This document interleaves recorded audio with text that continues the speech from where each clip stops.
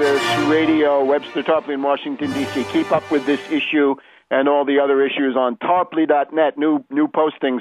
I've got a whole new posting up there about foreclosures and the need to freeze them. I've got a posting on the currency war, the failure of the International Monetary Fund, the split in the G20, and chaos that has emerged in the international currency markets. By the way, what we've got is a whiff of systemic crisis in the air. Systemic crisis, a la September 2008, a la flash crash of May 6th, 2010. That was a quick one, but now we're getting into a real systemic crisis. Bank of America stock down 10% in the last 2 days or so. And, of course, we're speaking here on the Ides of October.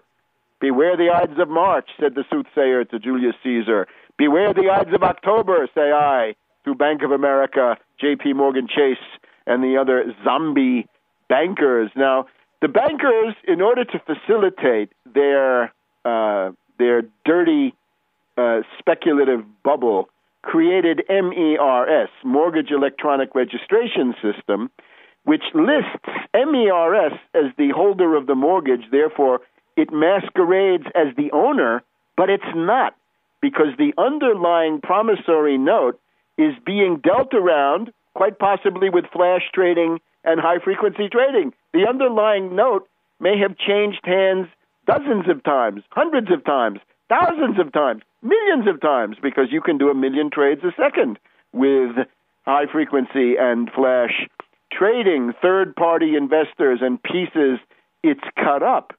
MERS legal standing, according to the Wall Street Journal, has been questioned because it doesn't own the actual debt.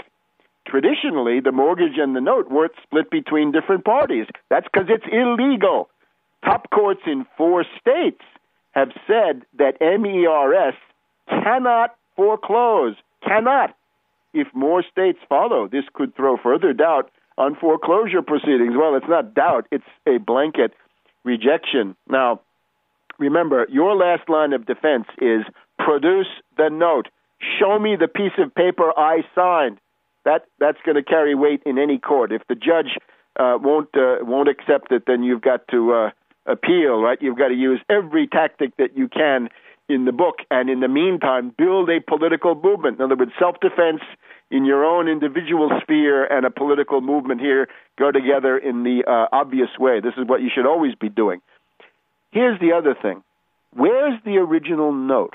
We're told that, you had such a big bubble and they were so sloppy and so slipshod, they originally transferred the signed notes, the actual files, the real documentation, and put them into a warehouse.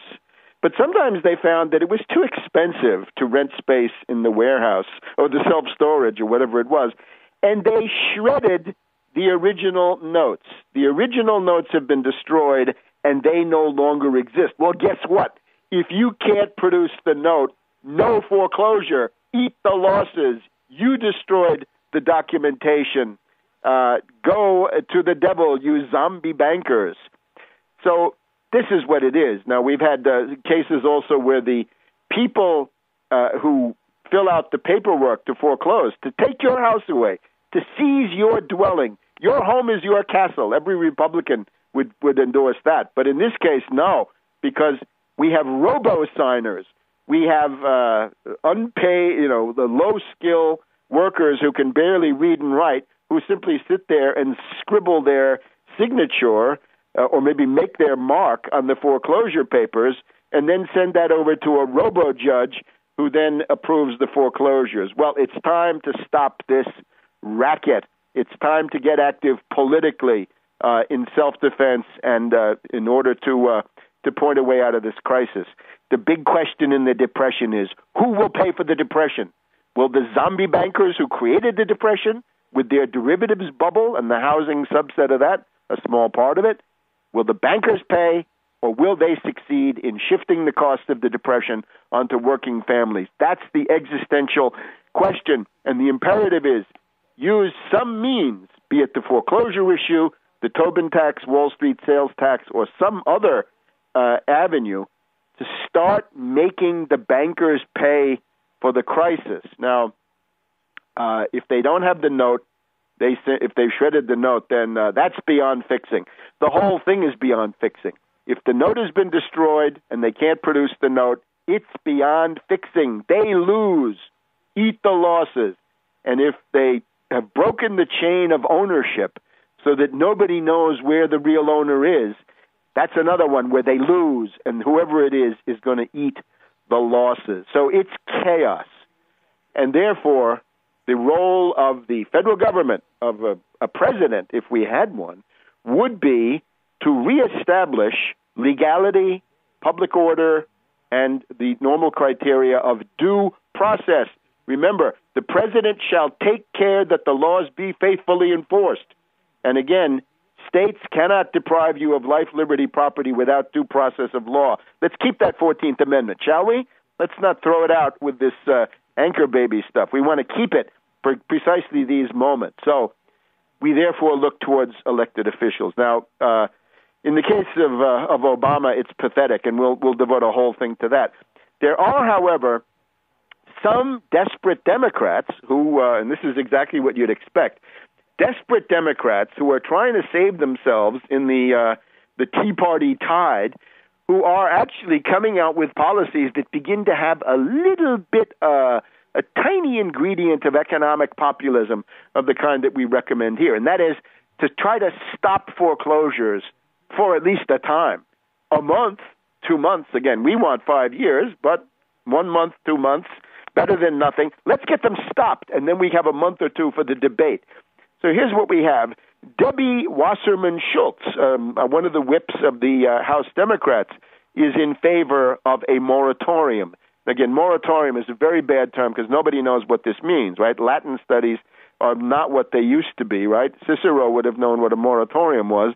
Mora meaning delay, but let's call it a freeze. Let's call it a stop. Wasserman Schultz is for it. Congressman Chris Van Hollen of Maryland here, a member also of the Pelosi Democratic leadership. He's in favor of a 2-month freeze. He said this on Monday. We have this guy, Chris Coons, in Delaware, who is running against the witch for the U.S. Senate. He's in favor, I believe, of a 1-month freeze on foreclosures.